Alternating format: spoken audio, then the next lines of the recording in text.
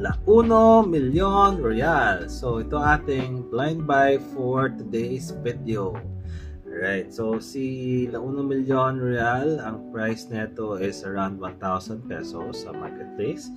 And in terms of the presentation, kagad tayo, ganda, classic ng packaging niya. Alright, as you can see, may branding sa harapan, red, and then may branding also here, and then it says Eau de Parfum, and it's a 100 ml bottle, of course. May branding sa ibabaw ng Fragrance World, then may details sa likod ng ingredients niya, and as well as some warning. So, sa ilalim may nakalagay na Made in UAE, barcode, and QR code.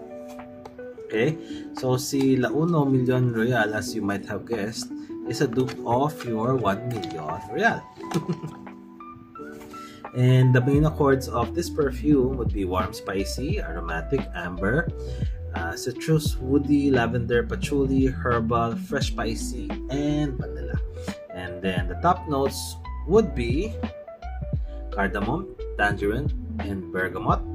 Middle notes of lavender, violet leaf, sage, and base notes of benzoin, cedar, and patchouli.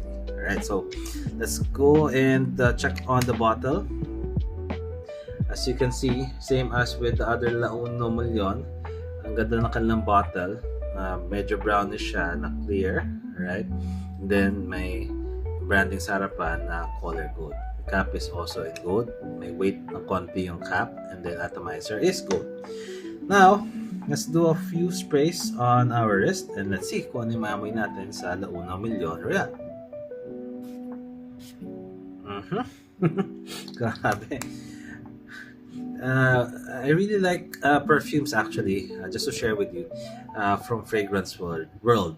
So far, with all of the perfumes that I bought from them, wala pa akong perfume na, hindi maganda yung performance. Laging maganda yung kanilang performance in terms of projection, sillage, longevity lalo na. Grabe, tumatagal talaga sila pong araw. So ayan, first sniff of La Uno Million Royal. Tangerine. Tangerine. And then lavender, and then cedar. Yes. Yun yung naamoy ko from the first part ng opening niya. Yan, tangerine, and cardamom. Yan. And then in lavender, and the rest I'm not able to smell it na. Pero ang lakas nung kanyang tangerine, parang candy na tangerine na may sugar na pagka-open mo ng tangerine, alam mo yung orange na medyo mas darker na orange na kind of fruit. Okay, tapos dinuhusan mo ng sugar or ng vanilla sa ibabaw. Yun yung amoy niya. Grabe. This is a very nice perfume for date nights, sa malamig na mga lugar. If you're going to probably Baguio during Christmas, or date nights nga, and then may event ka sa gabi. Perfect to. You'd smell like, a person na classy and very sophisticated. Yan, ito yung perfume niya. Grabe. It can be compared to your perfume na